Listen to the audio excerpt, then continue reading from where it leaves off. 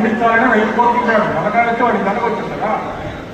ZPTC సభ్యులకు, ఎంపీసీలకు, ఇతర corporation IAS joint collector గారికి, అలాగే జ్యోతి బస్ జెడ్పీటీసీ సభ్యులకు, ఎంపీసీలకు, ఇతర కార్పొరేషన్ కృష్ణా జిల్లా కూడా దాన్ని మించి ముఖ్యంగా పల్నాడు ఈ ప్రాంతం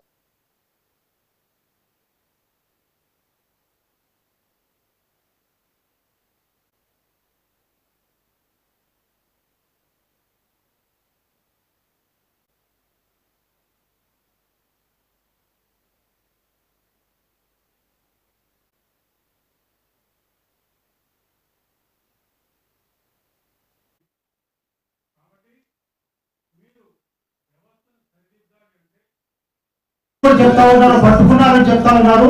ఈ ఆర్టికల్ మీకు ఇప్పుడే పంపిస్తాను. తప్పకుండా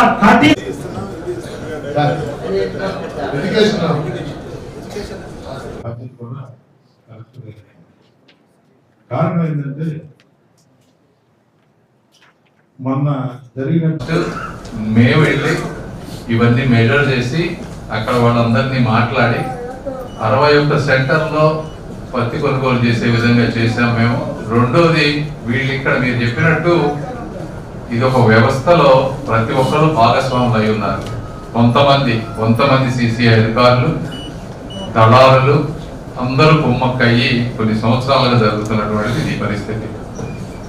దీన్ని ఇమీడియట్ గా వీళ్ళు చేయకపోతే నేను సెంట్రల్ మినిస్టర్ గారితో పర్సనల్ గా ఫోన్ లో మాట్లాడి, సిసిఐ చైర్మన్ గారితో మాట్లాడి ఆగమేఘాల మీద వేరే అధికారులను తీసుకొచ్చి ఇవన్నీ మేము ఓపెన్ చేసి చేపిస్తా ఉన్నాం.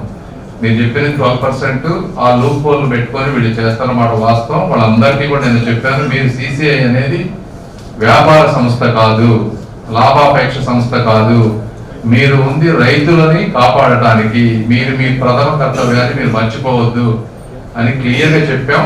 చేస్తారు. మీరు కూడా ఏదన్నా ఎక్కడన్నా మళ్ళీ తప్పులు జరిగితే మా దృష్టికి తీసుకురండి.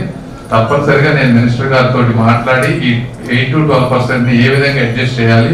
ఎందుకంటే మనం ఇది పెడితే ఒక్కొక్కసారి ఇంకా అంటే మరీ గవర్నమెంట్ సపోర్ట్ చేస్తుంది తప్పించి దాన్ని కూడా వాళ్ళు అబ్యూజ్ చేసేటువంటి పరిస్థితులు కూడా కొన్ని ఉంటాయి.